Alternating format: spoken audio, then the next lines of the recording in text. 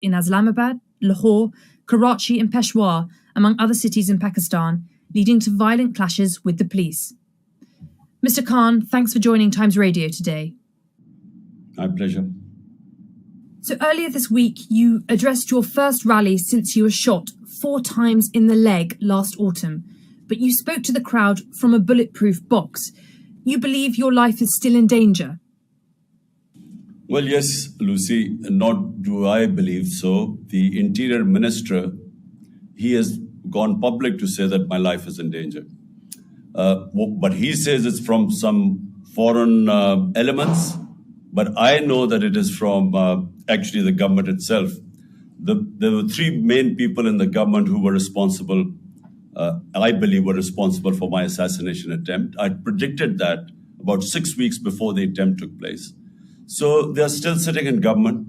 They've sabotaged the inquiry report because it was implicating them. And I think that they're more threatened than ever because they feel, since my party is now overwhelmingly favorite to win the elections, they feel that they feel more threatened, and they feel that if I come back to power, then I would hold them accountable. Well, there's a lot to unpack there. If I may, just to start with, go back to November the 3rd last year, when the assassination attempt took place. Can you tell our listeners, has anyone involved in that attack been brought to justice? And how has your recovery and the recovery of some of your supporters gone since then? Well, Lucy, there was threat to my life, and I went on public claiming that how they would try to assassinate me, that they would palm it off on a religious fanatic who would claim that I had committed blasphemy. And how did I know that? Because 3.5 years I was in power, and I had, obviously the intelligence agencies were working with me. So I got information from within the agencies that this is what they were planning to do. I went public, and according to the script, that's exactly what they did. They palmed it off on a religious fanatic who shot at me, and a lot of 12 of our people got injured. But fortunately, there was one bystander who saw him pull out the gun, and just in the nick of time, he put his hand on the gun. So rather than hitting us on the top body, the bullets hit us on the legs. But there were 2 other shooters, and this was confirmed by the Joint Investigating Committee, which came up with forensics and eyewitnesses and confirmed that there were 3 shooters. So after that, the powerful quarters, because there was the intelligence agency general who was involved in this, I nominated him. The Interior Minister, who recently again has made a statement that it's either us or, something like about, either it was us or them, or some stupid statement he's made. And then, of course, the Prime Minister. All of them have been involved in extrajudicial killing, and there's a record about them. So they were still sitting in power, and they sabotaged the findings of the Joint Investigative Committee.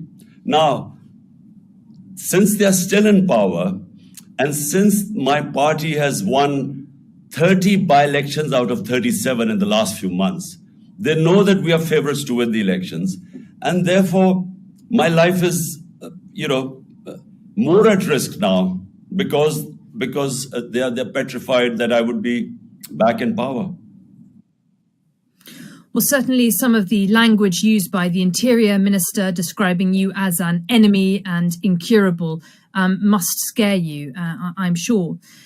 Your allies have raised concerns about the disappearance this month of a member of your social media team. Explain what you believe or suspect has happened to him. Well, Lucy, what's happened is that since we were deposed from power, and this was the person behind it was the army chief. As you know, the establishment is all powerful with the intelligence agencies. So he was the one who was behind the plot, but he co-opted the guys who are in power right now. These 12-party alliance. So Since then, what they hoped was that my party would just sort of wither away, because once a party is out of power, people turn their backs on it. But for the first time in our history, something unprecedented happened. Hundreds and thousands of people came out on the 10th of April. My government was removed on the 9th, 10th of April. Hundreds and thousands of people came out on the streets. Now, when that happened, everyone was taken by shock, including the establishment. So rather than the popularity going down, with time, my popularity and my party soared to heights which no party in Pakistan's history is as popular as my party PTI is right now.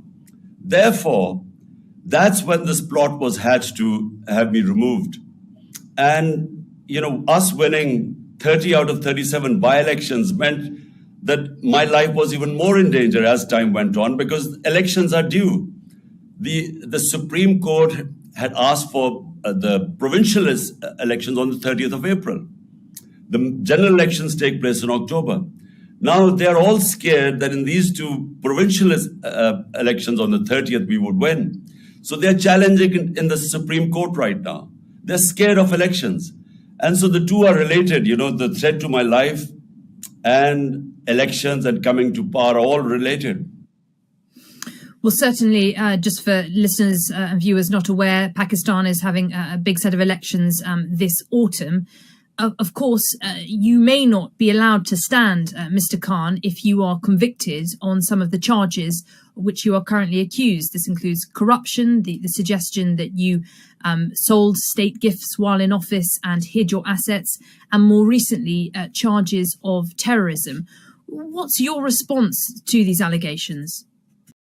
Welcome to All Home Care Matters, the show where we discuss all things home care, with discussions on important age-related matters and topics.